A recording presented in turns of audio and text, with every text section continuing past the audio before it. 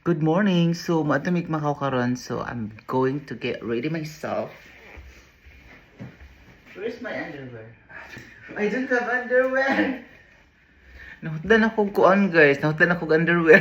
Last pair. Iside ko na lang to, oy. Finally, nabilin isa. So, I'm wearing jeans today. Dahil... You do that thing where they go like that and they're just suddenly on. Pinakalas na gid ni last holiday na. And then last ano na siya. Then wala na, nahurot na. And I'm wearing black today. So I bought this from Uniqlo and it's really comfortable.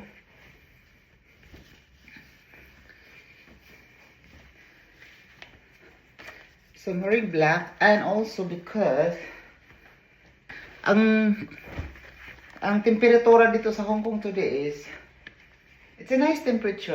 Kasi hindi alam kasi hindi alam ang temperature. Yes, it is really nice.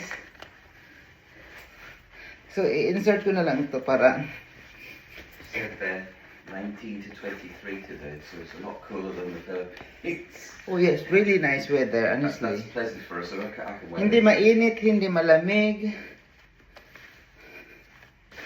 So yun. And then I'm wearing this as well dahil wala.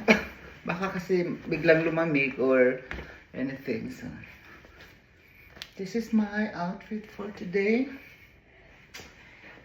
And I bought this from Uniqlo na sobrang ganda ng bag dahil sobrang light and you can put everything here inside. Like that. Diba? Yun lang, Charot. Yeah, I'm wearing that. Oops! So I'm wearing my shoes, my Obi shoes. And that's it. Bye!